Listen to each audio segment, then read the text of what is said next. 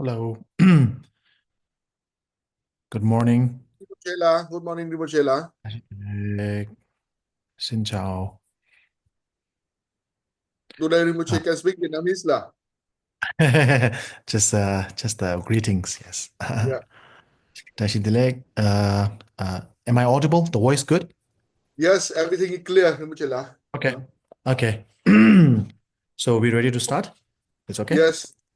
Okay. Zang zangye chedan zoge chonam la chanjo bardo nane gyab zonje dage chen zoge be zonam jola benjire sangye chobara sho zangye chedan zoge chonam la chanjo bardo nane gyab zoche dage chen zoge be zonam Dola pencere sangue do barasho za shempege ju je me do jamai je rabai le je niende ge bande Sangye Shin Doi Me De Wai Doi Gu Namai Dai Shin La Jen Barai Jo Yi Dama Guru Ran Mandala Kamni Yanda Ya Mi. Okay.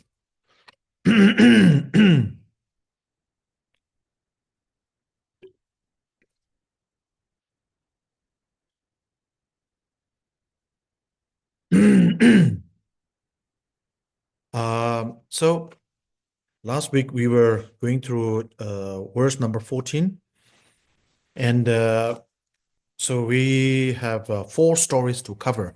I think we covered only one story of Nanda, Buddha's cousin. So we didn't cover Angulimala, then that of the king Ajatusatru, and then as well as the king Udayan.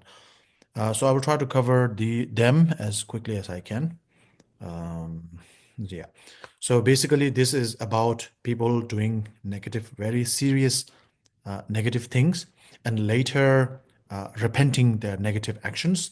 And then by mending their ways, by changing their ways, they were able to reach different levels or different stages of liberation.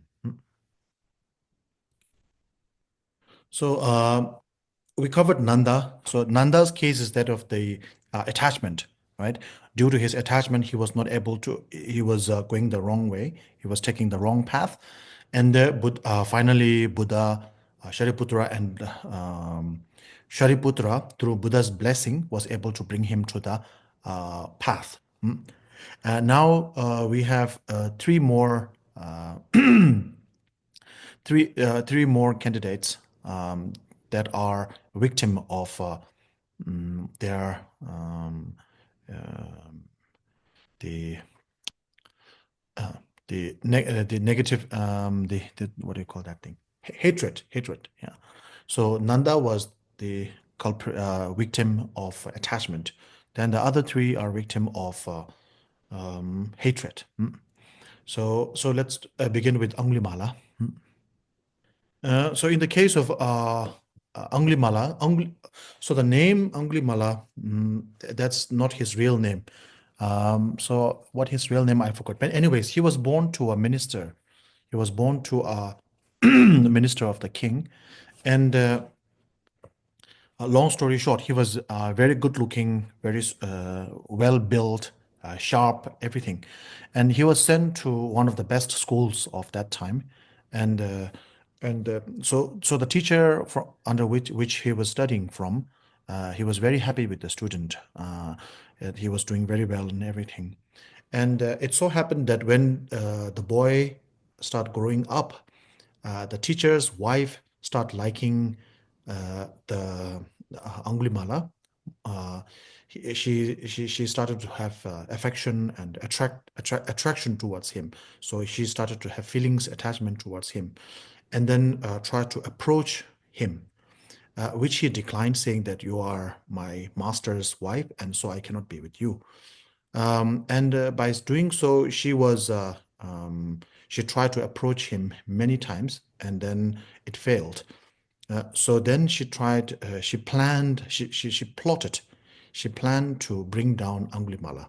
So one time when the master is away, so once again the wife tried to approach him, and he shoved her away, declined, and she was very highly embarrassed, and she was hurt. So when the master came back, he saw the wife actually crying, and she was in all shambles. Her clothes were torn, she was scarred, everything wounded. So when the master asked what happened, she said actually it was Anglimala.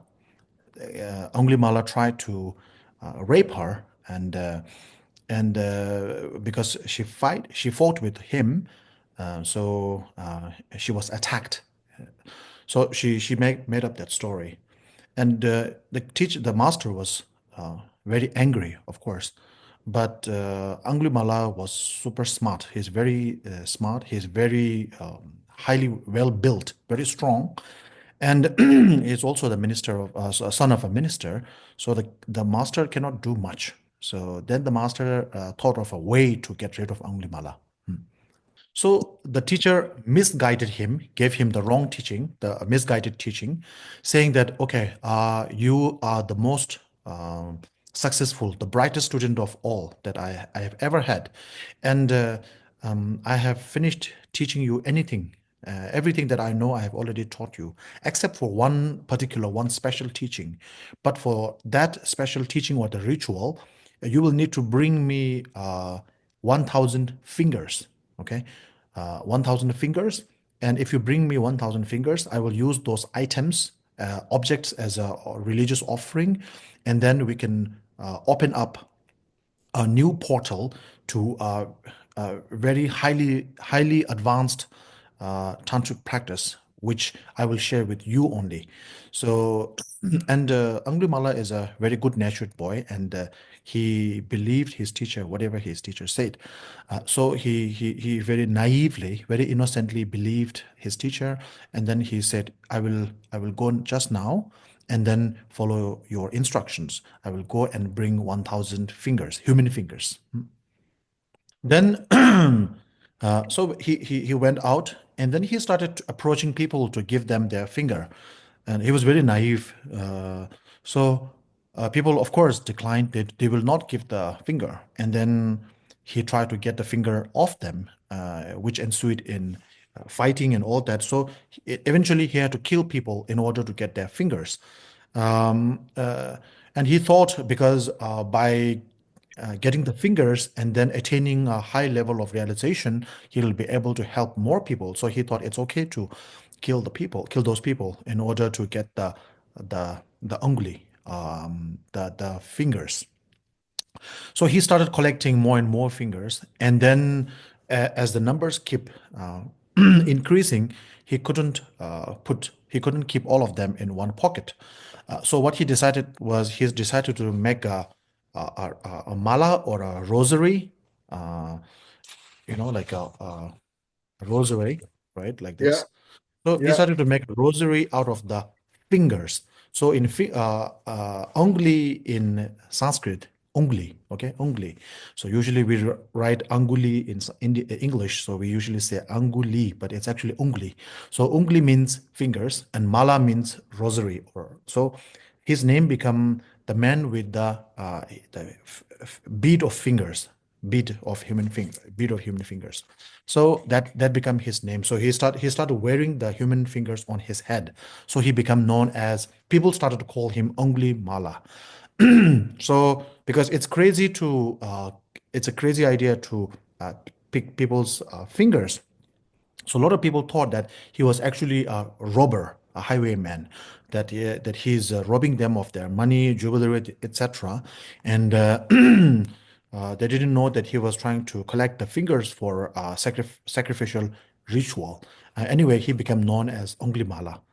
So it went all the way up to 999 people. So he need to collect 1,000, and so he was able to collect about 900. So except for one person, he was able to collect all.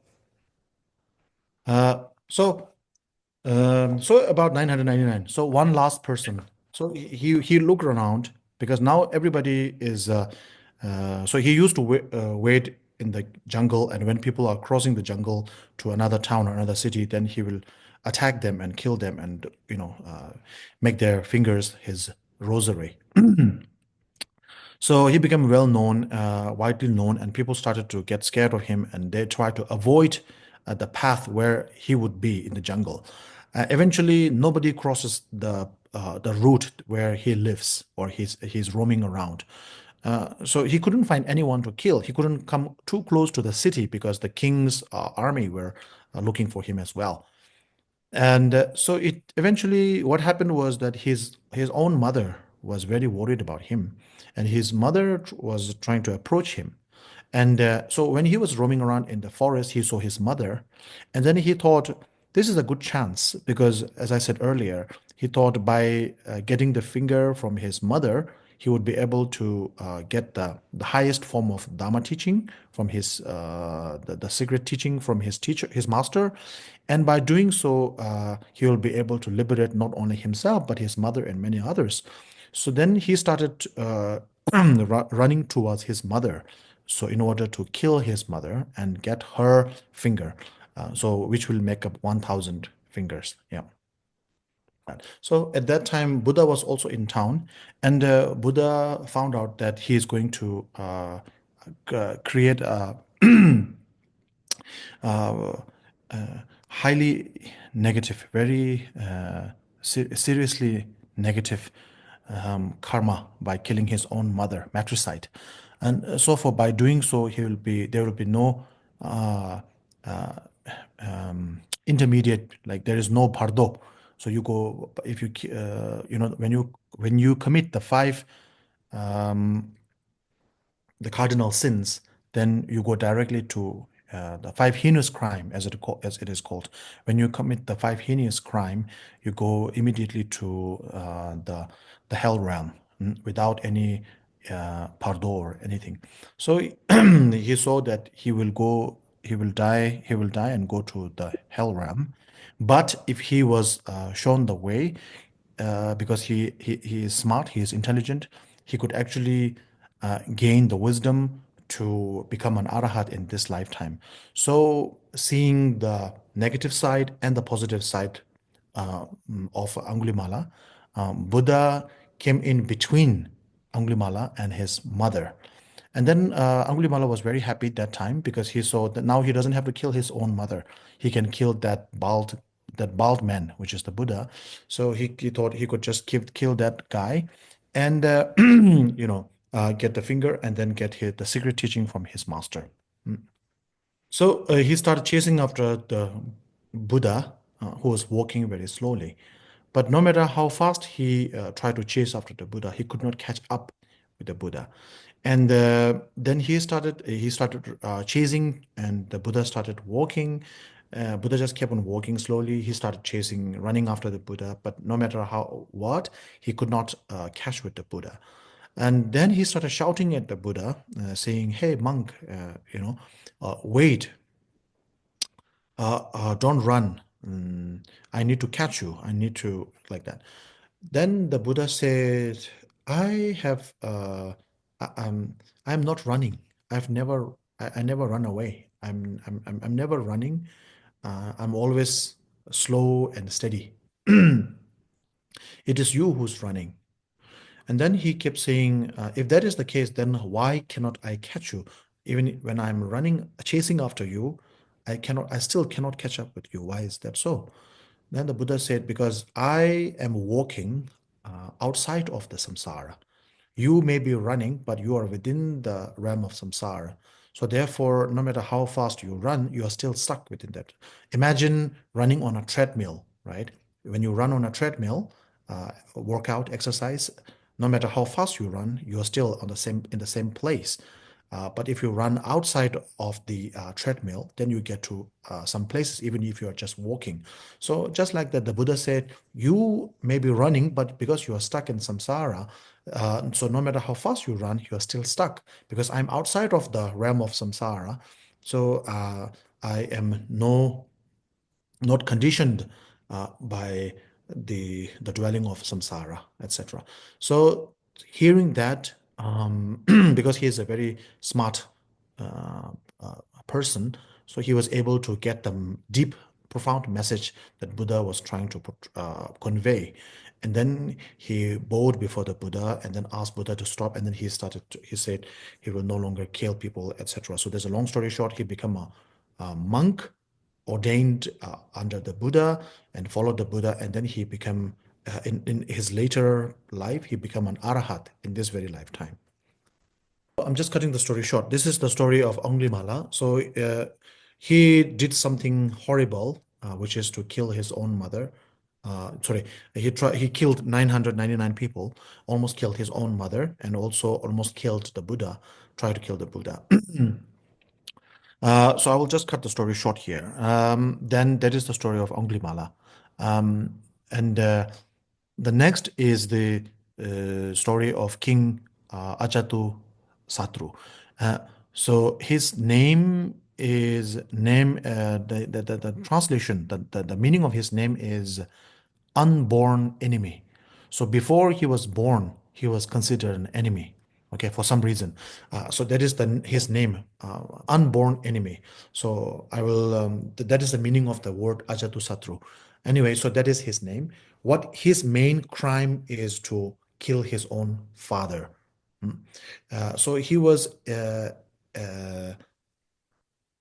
instigated by Buddha's cousin Devadatta to kill his father, King Sudodana something. I forgot the name. So he killed his father in order to get the throne to become the king himself. So it was actually the idea was plotted by Devadatta, Buddha's cousin. So for him, the reason Devadatta is actually a monk. Okay, so the reason Devadatta became a monk is because at that time, being a monk, being a monk means part of the sangha means very respectable. So he wants to get the status. So for that reason, and whatever the Buddha does, he wants to prove that he is better than that. So Devadatta is always trying to get rid of the Buddha so that he could get the same respect as Buddha has. So in order to challenge or in order to compete with the Buddha, he became a monk. And he tried to plot against the Buddha here and there so many times. So one of the in one of the occasion was that he told King Prince Ajatusattu that you should get rid of your father. So the king Bimbisara is a devout follower of the Buddha. So he said, "Get rid of your father, and I will get rid of the once the king Bimbisara is out of picture, then the Buddha has no patronage, no support. So then I will also get rid of Buddha. So you can get rid of your father, and I will get rid of my sort of father figure or teacher, the Buddha, and then you can become the political sort of leader, and I will become the spiritual leader of the kingdom. So the kingdom is at that time is known as Magad. So sometimes written as Magadha. So the Magad is the name of the kingdom. So at that time, there is that it's one of the biggest empire in India that in those days. So he said, we will both become the leader of the Magad empire. Uh, and then for some reason, the uh, Prince Ajatusattu uh, was sort of believed that Devadatta's words, and then he imprisoned his father in the he put his father in a prison prison cell and made him die out of hunger. This is also a short story because he tried to kill his father, but his father is already in the path, what is known as the stream enterer. So that is actually the first step in the path towards enlightenment. So his father could do meditation, and without eating any single grain of rice or any food, he could actually extend his life force. He doesn't need to eat any physical food to live. So he could do meditation and walking meditation and other visualizations. So the prince made sure that the king could not do any of that. So he did many things. So in the end, his father died because he couldn't do his meditation and etc. So later, when the prince himself has he got a son. So when he got the son, he started to like his son, of course, and I mean the prince became the king, and then he has a baby, and he really liked his baby. He started taking care of the baby, and then when he started taking care of the baby, he started to feel somehow he could feel the love that his father had for him. His mother also told him that your father loved him very much. And so his son also got a little bit sick. And when his son started getting sick, then he started to do everything to treat his son. And then his mother reminded him that your father did the same for you. So when he heard all those things, he started to regret. He started repenting. He saw his the wrong step that he took, and he started to regret. And then he started looking for solution to come out of that dilemma. So then he went to many different spiritual masters, and but they all of them said they showed different paths, like the animal sacrifice or this and that. So they all show so many sort of magical sort of instructions or magical teachings, but none of them actually helped. And then finally, he was to meet with the Buddha, and then Buddha said, so he by that time he was resenting whatever the negative thing that he did. He was regretting and repenting them from the deep of his heart. So he was very sad that he did all those negative things by listening to Devadatta's cunning plot, and he really wanted to. And then he started to lose his sleep appetite. He cannot eat, cannot sleep, and he started to become weak. And then he was on the sort of on the brink of passing out. And finally he found the Buddha, and when he saw the Buddha, then Buddha showed him the path. So in order to because he was in such a devastated state of mind, almost at the point of dying. So Buddha, when he asked the Buddha for a way out, so all the other masters said there is, some say there's no way out, but a lot of them showed some path, but it didn't help anything. So then he was becoming hopeless. And then when he come to the Buddha, he wasn't expecting much, but he just came there. And then, so because seeing the state that he was in, the Buddha gave one of um, the very profound teachings, what we call very skillful teachings. So the sutra, the name of the sutra in um, in the Sanskrit teaching is known as the sutra taught to cleanse the regret. The sutra taught to cleanse the regretfulness of Ajatusattu. So basically, in order to calm him down, Buddha gave a specific sutra. And in that sutra, the Buddha actually said that father and mother should be killed. So, so there is actually a sutra line, a special line in this sutra saying that father and mother are to be killed. There is nothing wrong in killing your father and your mother. So he was actually given, when he heard that for the first time, he was a little bit relieved, and he didn't. And then he started listening to the Buddha. Before that, he was so sad he couldn't bring himself to think.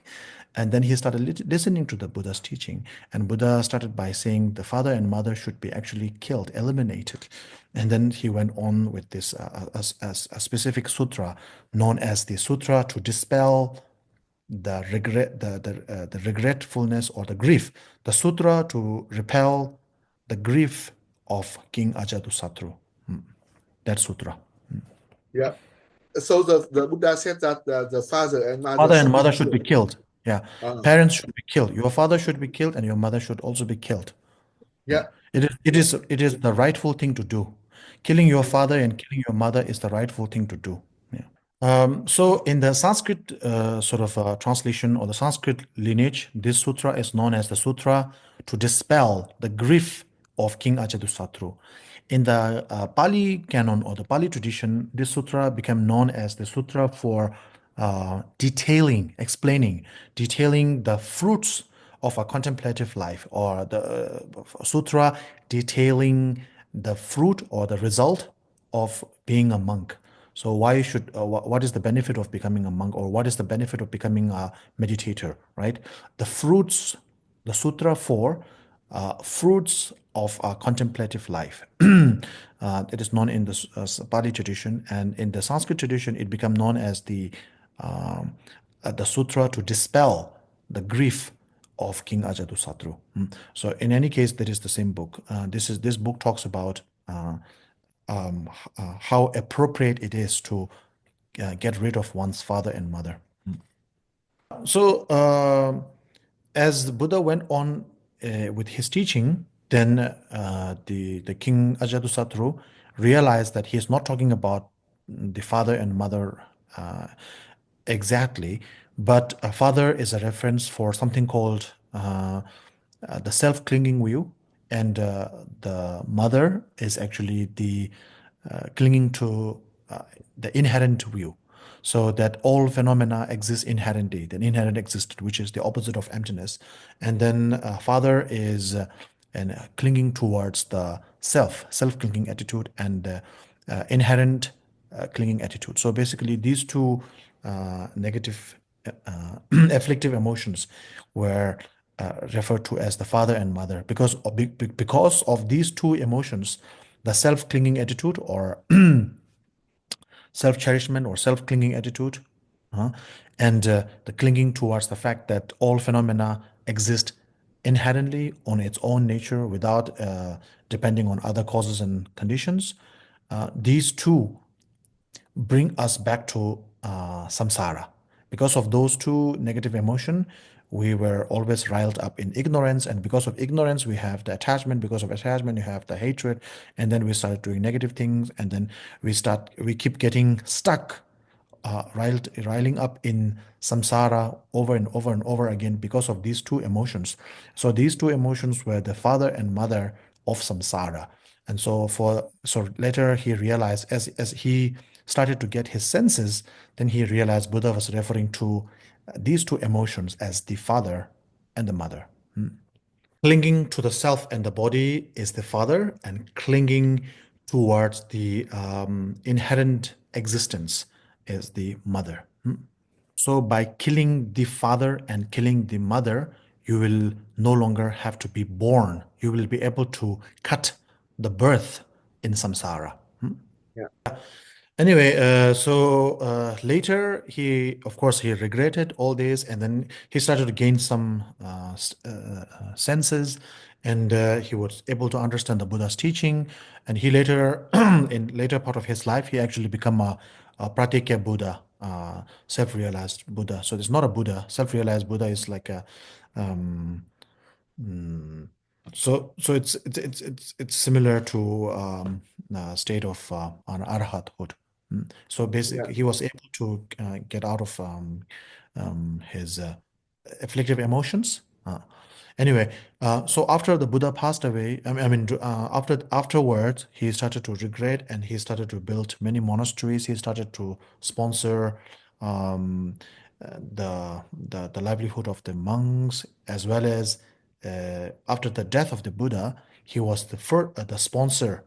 He was the main sponsor. He was the sponsor for the first ever council, first ever Buddhist council. So Buddhist council was held to collect all the Buddha's teaching. So there were three councils after Buddha passed away, because all the teachings were given orally. It's an oral transmission, so they have to write it down and put it into a textbook.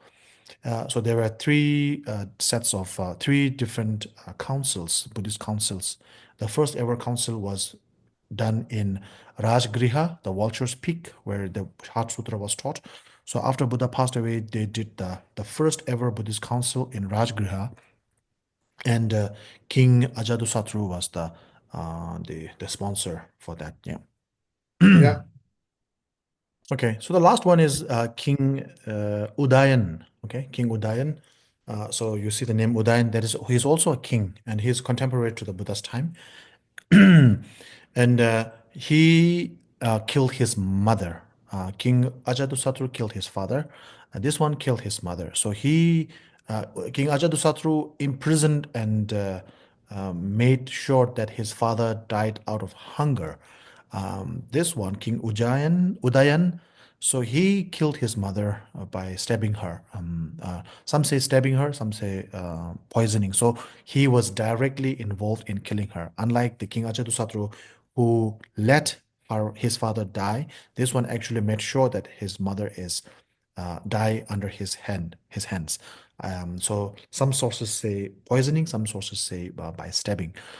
So the long story short, after his father died early, and upon the death of his father, his mother was trying to,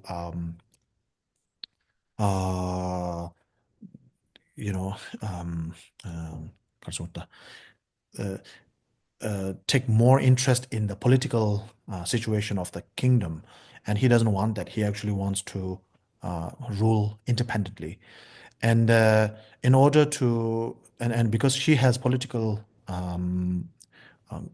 goal, and her son comes in the way.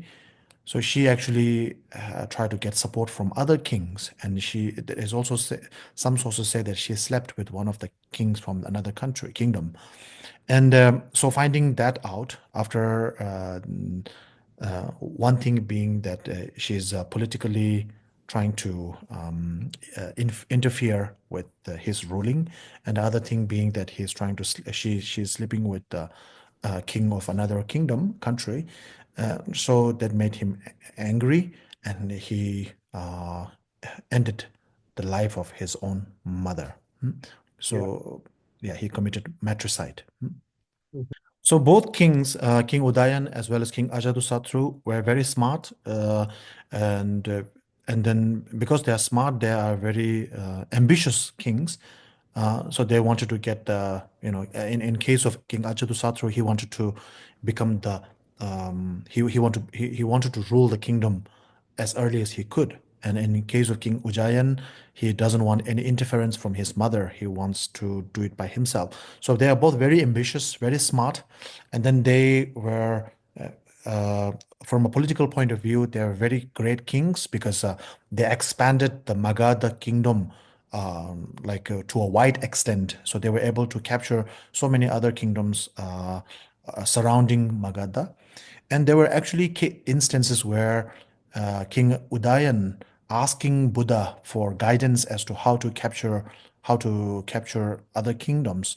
One kingdom known as the kingdom of the Lichavis.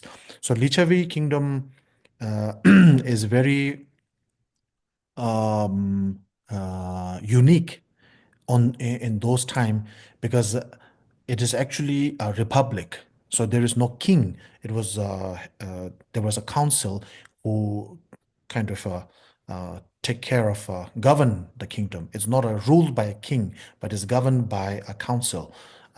So it is very democratic, and so it's a republic.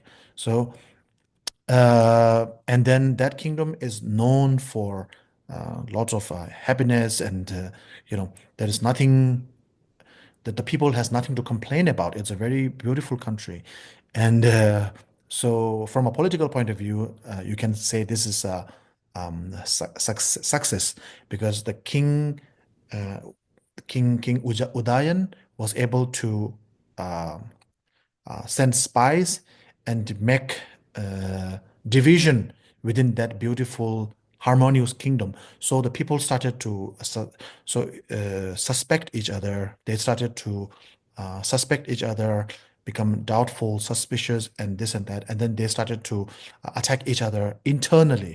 So he started an internal rife, internal revolution, and the country, the kingdom crumbled. And when the kingdom started to become weak, then King Udayan attacked uh, the kingdom, and he was able to expand the Magadha kingdom further through those places. So that place is actually is close to today's Nepal. um, so anyway, so he was able to, from a political point of view, he was a very successful ruler, like that. In any case, killed his mother, and he later regretted, and the Buddha showed him the path and the way, and he was able to. Uh, um, um, Later, he became a monk, and then he was able to uh, gain spiritual realization. We try to cover like four very extensive long story into like a short story. The story of Nanda, which is a who is a victim of attachment, carnal desire, sexual desire, etc. And then Angulimala, son of a minister, who is a victim of he's not really a victim of hatred. He's more of a ignorance, right? Because his master misguided him. So he is the victim of ignorance. You know the three poisons: attachment, ignorance, hatred. And then King Ajatusattu and King Udayan are the victim of hatred. So basically, those four the story of those four individuals are widely known in India for centuries. And during the time of Nagarjuna, that story is also very famous. So Nagarjuna reminded King Gautamaputra that because he's also a king, like all those other figures, they are also important people, like the son of a minister, cousin of the Buddha, kings. So he reminded the king to be wary of his own emotions. Don't become a victim of. Don't play into your emotions. Don't get played by attachment, played by anger, played by uh, ignorance, etc. So telling him to be smart.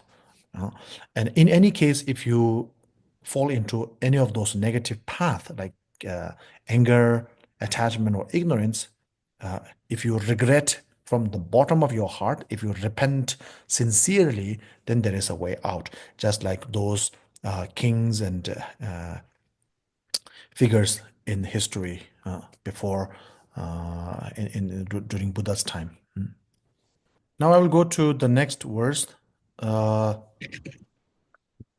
I will just stop here. I'll conclude the verse number 14 like that. Now I'll go to verse number 15 now, and I will start with Tibetan first. 대다르 수송가도 마치베 kö기 초베 고갑 예미기 초와방베 치미 도바니. That's the first verse.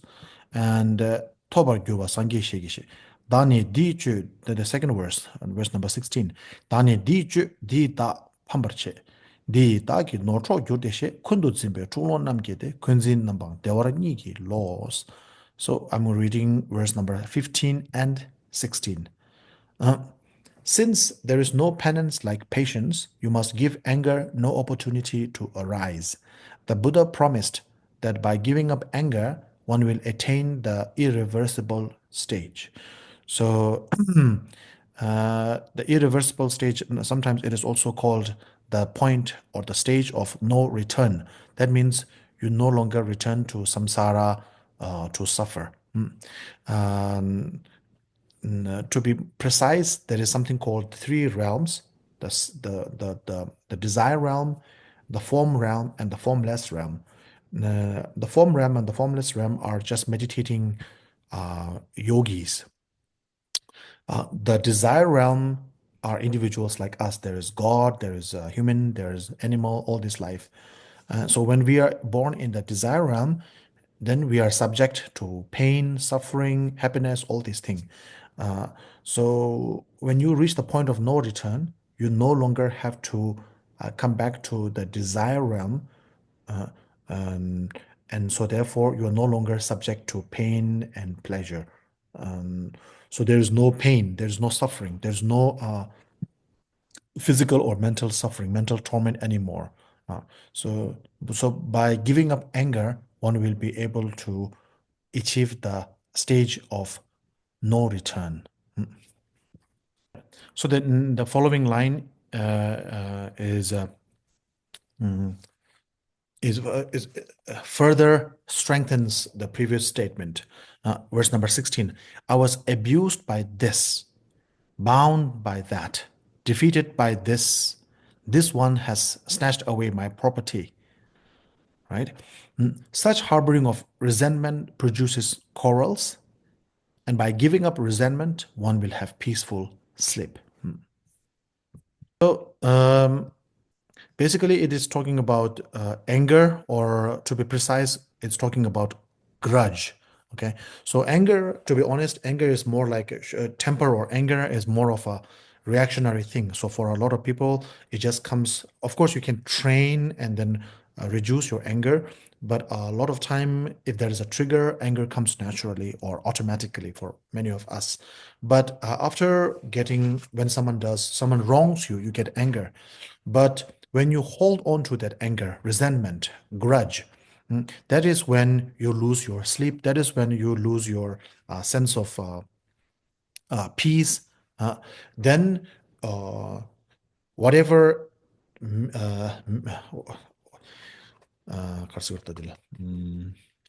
whatever negative that has happened to you has happened in the past.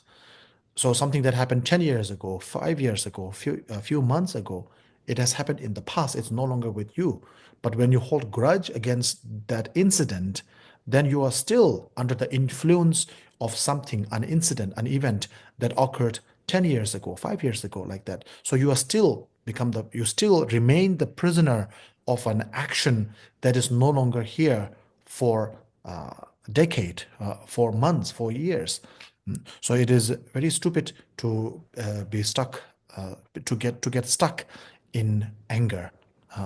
It is understandable to be triggered by anger, like as a reactionary thing. But if you hold on to resentment, if you hold a grudge against someone, saying he stuck me then, he stole this from me that time. So if you keep thinking that, and then if you keep on holding on to that for over and over again, there's also some scientific sort of evidence that by holding grudge against someone, resentment and grudge, that actually eats into your immune system. It makes you weak.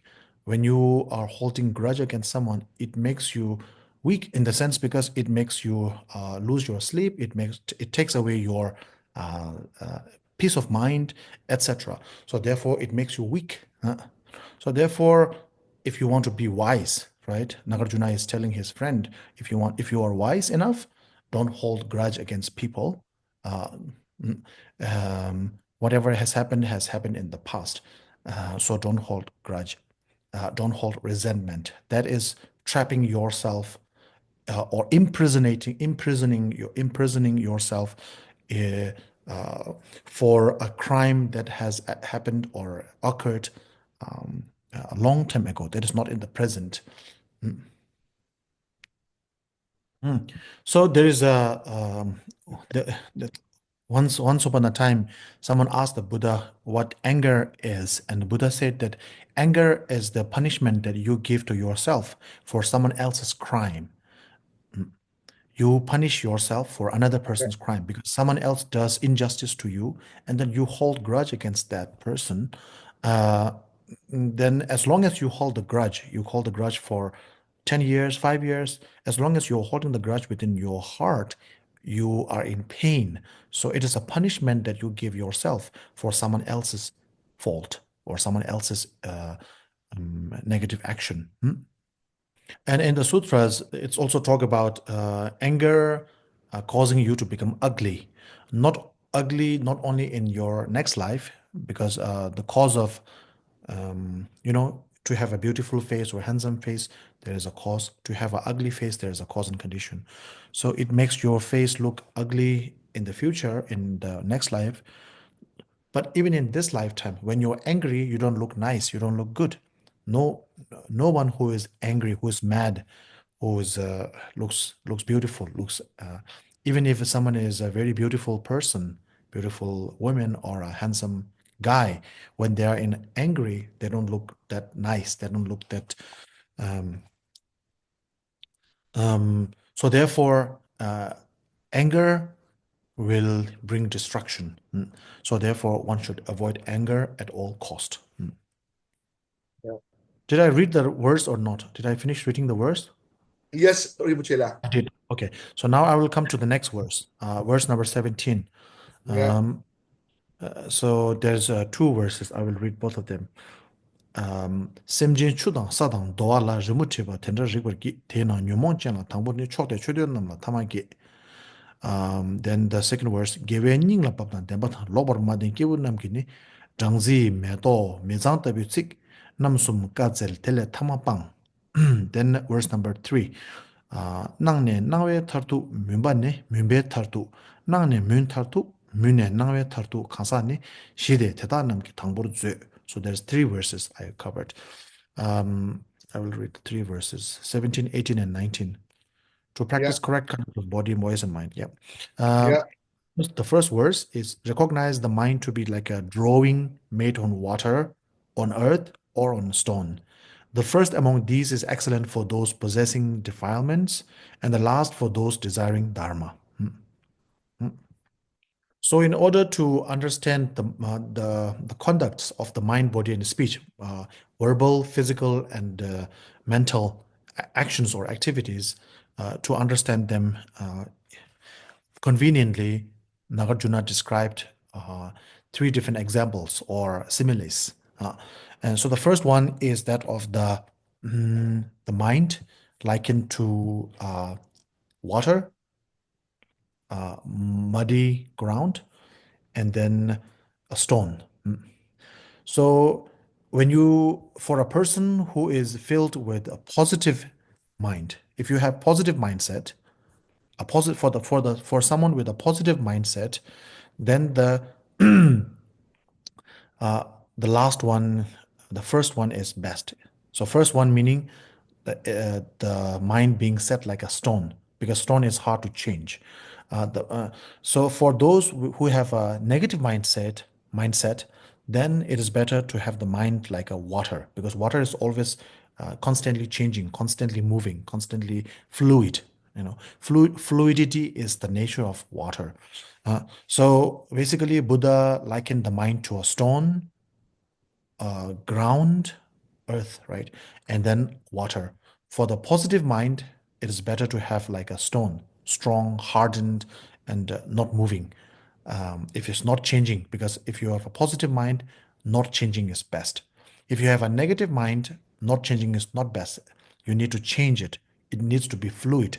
So for a negative mindset, it's best to it's best if your mind behaves like a water. For the positive mindset, for the positive person, it's best if your mind is like a stone, because stones don't change. I think I missed out something. So what I was trying to say is that it's like drawing on these three platforms, drawing on a water, drawing on the earth, and drawing on the stone. So positive mindset should be like a positive mindset should be drawn on a stone, because stones don't change. So positive mindset should be strong and unshakable. A negative mindset should be something like drawn on a water. If you draw something on the water, right after you draw it, it's just going to disappear. So Nagarjuna likened the activities of the negative mindset as the drawing on a water plat on a water, and the positive mind on a stone. So this is what one should adopt. When you adopt a positive mindset, think of it like you are drawing on a stone. So make sure that will actually make the positive mindset strong and unchanging. When you have any negative thought, You may have anger, you may have attachment, all these things come up. Think of them like, oh, these thoughts are like water, drawings on a water. So then you have an anger, attachment comes naturally to us because we are ordinary beings. So when they come, let them go as well. Don't let them stay. When a positive mind comes, then invite them, let them stay. Uh, so yeah. So then then the second one is the second verse. So there are three verses. The second verse is about the speech, the verbal activity, and then so I'll read it out. The conqueror uh, taught about three kinds of speeches possessed by people. They are pleasant to hurt, truthful, and wrong. Such words are like honey, flowers, and filth. Abandon the last of these. Conqueror means Buddha because the Buddha is the one who conquered his mind, the one who conquered his negative emotion. So conqueror means the Buddha. Sometimes he's referred to as the victor because he's the one who was victorious in his battle against his own inner demons, right? So the conqueror taught about three kinds of speech. The one that is pleasant to the heart, pleasant to hear, or the pleasant to the heart, something that is um, helpful, beneficial to people, that is like a honey. Okay. Then the truthful, some truthful things may not necessarily be pleasant to hear, but it's truthful is also important because without being truthful, one will not be able to go very far. So truthful is likened to a flower. And then there is the words that are like filth, dirt. Uh, so that is something that is absolutely wrong, something abusive, something hurtful, something negative, lying, cheating, these words. So they are the filthy word, and those words should be abandoned. So you might wonder why there is the honey and the flower for even though they are both positive speeches, uh, honey is the pleasant to the heart, right? Honey, which means beneficial word, something that is uplifting, something that is helpful, that is like a honey. Honey is something that you consume, you take, you eat. uh, Flower is something that is beautiful too. You will keep them, but you don't consume flowers usually. Flowers can be decorated. So truthful things is something good. Truth is something to keep, but truth is something that you don't want to you don't want to be associated with at all times, even though truth is important. Everybody wants to say, be truthful, truth, like that. But when you tell someone to their face the truthful thing, nobody wants to hear that because they want people want truthful things when it concerns everybody else. When it comes to themselves, they have their own version of truth. So truth is very, even though it's easy to say be truthful, don't lie, but it's very difficult to say what is like objectively truthful. So therefore, truth is like a flower, a decoration. So you use them when it's good, right? A flower, you use that for decoration. So when it's beneficial to people, when it helps people, you use the truth. When it's not helping people by saying some truthful thing, it's going to hurt people. So basically, you have to balance the benefit and the what do you call that? Uh, Negative the aspect. balance. Sorry, Yeah. yeah, the pros and Yeah. the cons, right? Yeah. Yeah. So destruction and the benefit, you have to balance the two. And if it's more helpful to say the truthful thing, then you say the truthful thing. And then when it's not beneficial, actually it brings more harm than benefit or help to the person by saying that so-called truthful thing. Then you refrain from saying the truthful thing. So it is used as an external a metaphor, like a flower. But honey is something that you will consume, right? You will take it internally. So if it's beneficial to people, whether then you just say it, even though it may not be objectively truthful thing. Sometimes you have to say that. Like for example, Buddha said some like father and mother should be killed to King Ajatasattu because that is beneficial for him at that particular moment. Otherwise, he's going to total desperation, and he's going to, die. So in order to save someone's life, you can save yourself from expressing a truthful incident. Like that. And then, of course, the untruthful and non-beneficial, hurtful words like filth, like um, like shit. So you have to throw them away.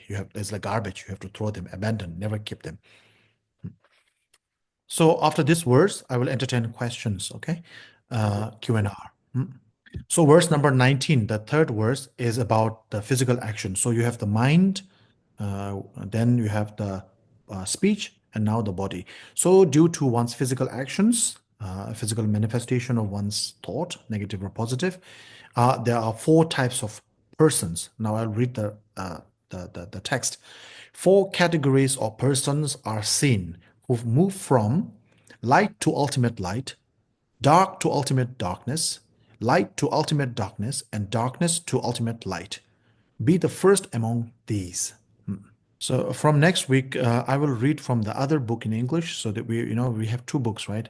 This one, the poetry doesn't flow that nice. So when I'm reading it in English, it doesn't there's not much fun. So we will read from the other book, which is flowing more, effortlessly. So anyway, so the four categories of persons from light to light. Okay, so first, light to light. So that is the person who was born in the human realm or in the God realm, and then pays attention to the Dharma, does everything according to the Dharma, practices well, helps people, accumulates merit, and then goes from a good life to a better life. So in this lifetime, they were able to accumulate great amount of merit, and in the next lifetime, they were also able to get back to a human rebirth, and then study, meditate, and reach high level of realization. So that is a person who goes from light to light. Yeah. So the next is from dark to dark. So that is a person either born in the three lower realms, like the hell realm, hungry ghost, or the three lower realms, or in the human. Uh, so basically, our focus should be on the human realm, because if you're born in the other realms, then you no longer have the opportunity to practice or follow the Dharma, anyways. So as a human being, if you are born in a human realm, but you're not fortunate enough to follow the Dharma, not fortunate enough to meet a proper teacher, and maybe you were born in a particular sort of a society or environment where spirituality is frowned upon. People shame you or criticize you or attack you for doing spiritual things or virtuous things, or helping people. You are um, regarded as a hero if you show your bravado, if you show how courageous you are, you can fight, you can kill people, kill animal, this and that, then you become a great person. If you are born in that kind of society, then even though you are a human being, but because your whole society or environment makes you do negative things, kind of propels you to do negative things, and you also engage in your negative activities. So even though you were born in a human realm this lifetime, but due to your negligence, you will be in your next lifetime, you will be born in the lower realms, suffering uh, as an animal, as a hungry ghost, as a hell realm, etc. So this is from dark, um, from dark to darkness, darkness to darkness. So next one is from light to darkness. So the difference is, darkness to darkness is person who is born in a society or environment who does not approve spiritual, virtuous, beneficial things. They really push you to do negative things, right? But from light to darkness is, you are born in a society. There is availability of Dharma. There is availability of good teachers, good guides. People, you have good parents, right? who teach you, who tell you to do positive things and avoid doing negative things, but somehow you give into your you give into your temptation and you start doing all the negative things. So from light to darkness, you're born in a human realm, you have all the facilities and faculties, but you still don't pay attention, give in to a temptation, and through your negligence, you go from bad to worse. So that is dark to dark, light to dark, sorry, that is light to dark. So the last one is from darkness to light.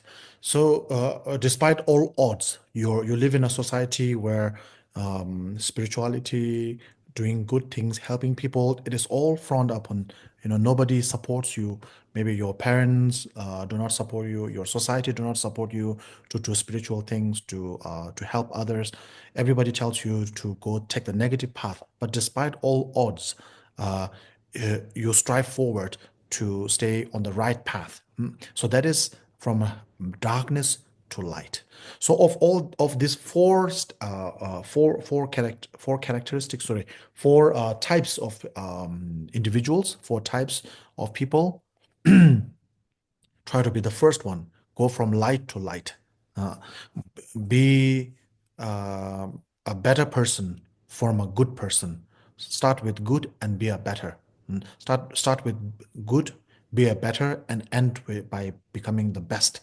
Um, so do your best in this lifetime, do better next lifetime, and in another lifetime, uh, become the best version of yourself, become the Buddha, like that. So go from light to light.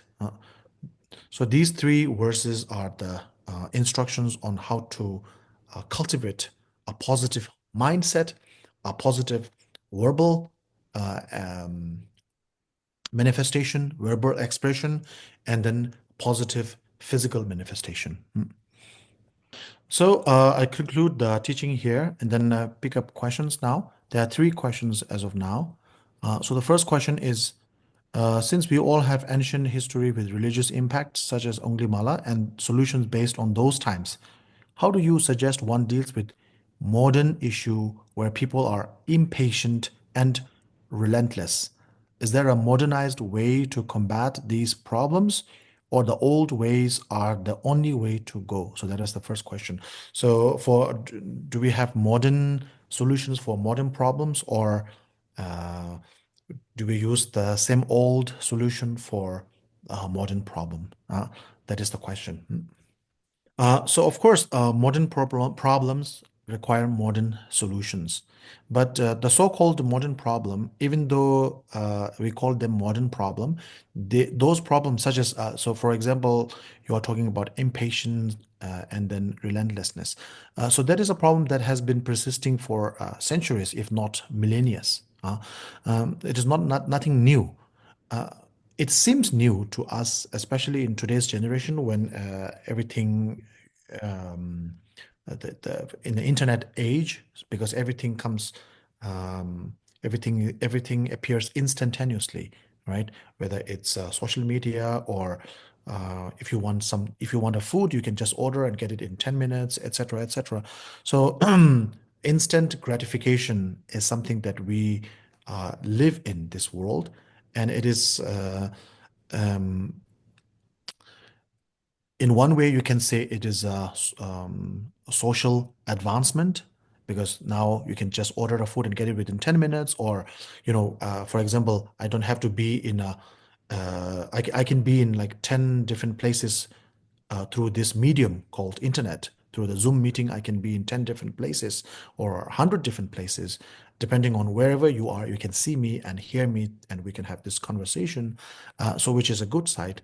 But at the same time, if we don't check our emotions properly, then this sort of instant connectivity also makes us run for instant gratification. So we become lazy. There's this when we have the smartphone, smart TV, everything, all the gadgets become smart, and the people become more less smart.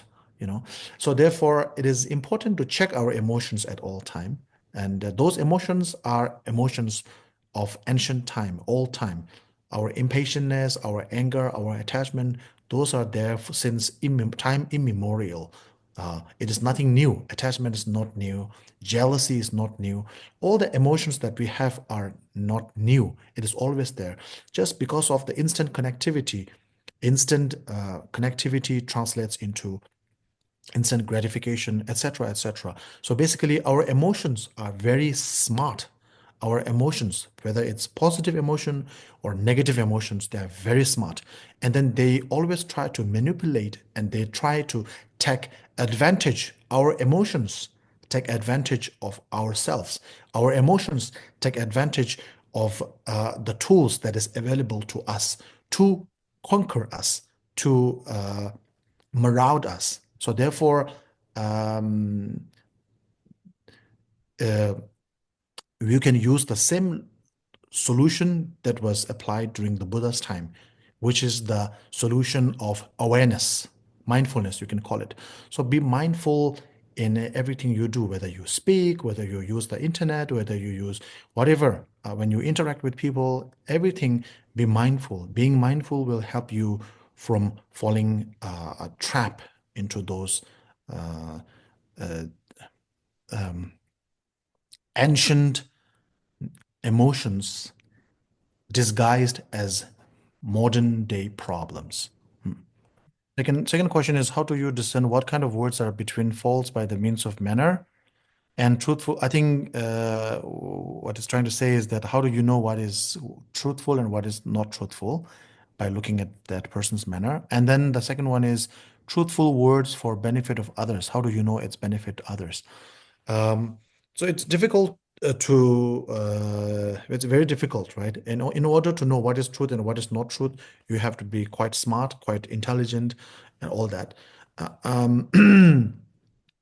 But there is something like a golden rule there, that is mm, false or no, truth. In order to know if someone is speaking the truth, you have to know the truth itself. Uh, if you don't know the truth itself, you will not know whether the person is speaking of truth or false. Even though it is not a lot of time, you will know whether the person is speaking the truth or not by uh, if you are uh, accustomed, familiar with that person's mannerism, and if there is a person who is telling, making false statements all the time or many a times, often, then you will always have to check. You will always have to be wary. You will always have to be careful what that person is saying, because you don't know. You cannot be sure. But if the person is usually telling truthful things, then you can be quite certain that that person is telling truth this time as well. But it's in order to know whether someone is telling the truth or lie is not truth. There is no like one sort of measurement here saying, okay, if someone is telling the truth, then this kind of blue light comes up. If someone is telling the lie, then the red light comes up. No, there's no such thing. You have to know how to read people's mannerism. You have to know how to also know the actual truth. In order to know whether a person is telling the truth, you have to know the truth before that person uh, speaks. So therefore, there is no sort of a universal guideline as to how to tell if someone is lying or not. A lot of time you can actually tell through someone's mannerism, and you can read person's sort of mannerism, and also by a lot of time, if you listen carefully and let the person speak more than a lot of time, if a person is saying something, even when the person has spoken what he or she has already spoken, you don't respond to that person. Let them speak further. And when you listen to their elaborate explanation of what they just stated, then you will actually be able to somehow unmask the intention of that person's statement. And in that case, you'll be able to tell whether the person is telling the truth or not in certain cases. But it takes a lot of experience, and then I mean, it takes so there is no guideline as to know whether when a person is telling the truth or not. And then the most important thing when you are telling something, when you're making a statement, make sure that you are doing it with a pure intention. If you have a good intention, then uh, it will be of beneficial to the person. Okay, so there's one more question. It says, thanks for teaching. Rinpoche, I think that is playing with karma, means that they try to do something negatively and they don't believe in the consequence. And even Okay. that person Playing is with karma. already Okay. play with karma, means that you Okay. ignore the karma and you still do Okay. something negatively. Okay. Yeah. Thank you. Thank you, Mr. Hong. Yeah. So first, there's another question, which is like, if there is a fake monk, whether should I regret a fake to everybody to know? I don't get it, but if you are saying if there's a fake monk, should I tell everybody that monk is a fake? It depends, okay? If that fake monk is there is a monk, there is a fake monk who is impersonating as a real monk and then cheating people and making money or manipulating people, this and that, then you should tell. Uh, yeah, it's you must inform people that this is not a real monk, fake monk, this and that. But if someone is not a real monk, but then just want to wear robes and mind his own business, not harming or bothering anyone, just doing his thing, not cheating anyone, not manipulating anyone, just wearing the robes by being himself or herself, then you don't actually have to tell people that this is a fake monk, right? So the next one is playing karma. Everybody in the internet who say playing karma, what do it mean in the spiritual and in real life? So I actually didn't get the question exactly, but if you're talking about the consequence, yes, if you don't believe in karma, but karma will still work. So karma don't care about your emotion, whether you like it or you don't like it, doesn't matter. If you do good thing will come. If you do bad thing will come to you. If you believe in karma, it will still come to you. If you don't believe in karma, it still will come to you. Karma don't care about your belief. Karma don't care about your um, uh, uh, yeah, karma don't care about your emotion or feeling or belief, anything. Whatever you do, whatever karma you um, accumulate, positive karma or negative karma you accumulate, you will have a similar consequence. Yeah. Yeah. So if you are asking like how do you make someone believe in karma if they don't believe in karma, actually I have no idea how to do that. Yeah. I think that's all the questions. Yeah. Seems to be yeah, that is. Yeah. It seems to be it. Yeah. Okay. Now time's up as well, and I will Yeah. conclude here. Thank you everyone Yeah. for your Yeah. Như time. vậy Gewa di nyodo na lama sangye tubyuro nen chowa che kyang malum keye sala ge bara sho chanjo semjo jembo che manye banama ge gyuro ke ba nyamba me bara yang kone kon be wara sho mi menze Dere jen jenere se Jime kembe Wain boy jan be yan De boy ma le Joman ze san wen da Kan jen kembe Zo yen zon kan ba Lives on time, Bishop, lives I want him. Lives on time, Bishop, lives I want him. Dembe nyingbo zimbe benga shin naman do yu kun la chanchu. Lapsan chue ye jamzu chukun to tenge to tentam. So one day. Thank you, Sheila. Thank you. Thank you. Thank Thank you you. Rinpoche là. Thank you Thank Rinpoche. you. Thank you. Thank you, everybody. Thầy xin cảm ơn tất